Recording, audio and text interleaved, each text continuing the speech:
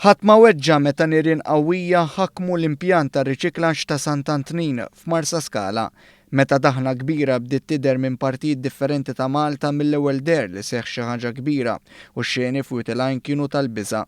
Iżda b'xorti tajba u koordinazzjoni effettiva tal-ħaddiema kollha 200 b'kollox ġew evakwati fi ftit tal-minuti wara li bdew in-nirien.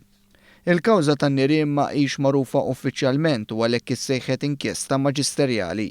Madankollu huwa magħruf li kollox beda mis-sezzjoni msejħa RDF Refuse Derived Fuel fejn jinħażen il-materjal riċiklat qabel dan ma jiġi esportat kif spjega il-kap eżekuttiv tal-Wasteserv Tonio Montebello. Għandek materjali oħra li ma jkunux tajbin għall-eksport, pereżempju plastik maħmuġ. Dak jiġi separat għalih jinbagħad barra minn Malta fejn imbagħad jinħaraq ġo inċineraturi għal tal-apposta biex jipproduċu l-inċineratur. Bażikament. In-nirien bdew għal-ħabta tas-sija u nofs ta' wara nofsinhar fejn ġew marfa l-Protezzjoni Ċivili u l-Pulizija tad-Distrett li kienu fuq il-post fi ftit tal-minuti. Issejħu wkoll għadd ta' Bowsers privati biex jgħinu l-Protezzjoni Ċivili filwaqt li fuq il-post niżlu ftit tal-ħin wara l-Ministru għall-Internu s-Sigurtà Nazzjonali Carmelo Abela u l-Ministru għall-Ambjent José Herrera li taw dettalji b'mod immedjat. Matul il-ġranet li ġejjin Wasteserv se jkun qed juża pjan ta' kontingenza li skart li suppost jidħol fl-impjant kif qal iċ-Chairman tal-Wasteserv David Borg.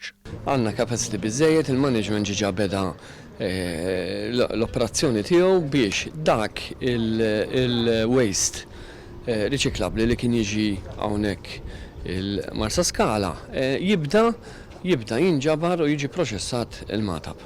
Il-Ministru għall-Ambjent José Herrera saħaq dwar l-importanza li l-impjant ta' Sant'Antnin jiġi trasferit għal Matab u ma jibqax f'Marsa Scala, hekk kif l-inċident tal-lum kien eżempju ċar ta' detriment għar-residenti. Għaliex ir-riskju hemmhekk huwa inqas. Għandek sit ferm aktar kontrollat għax għandek a controlled landfill, an engineered landfill, u allura il-possibilità illi jkollok dan it-tip ta' ħruq huwa minimizzat.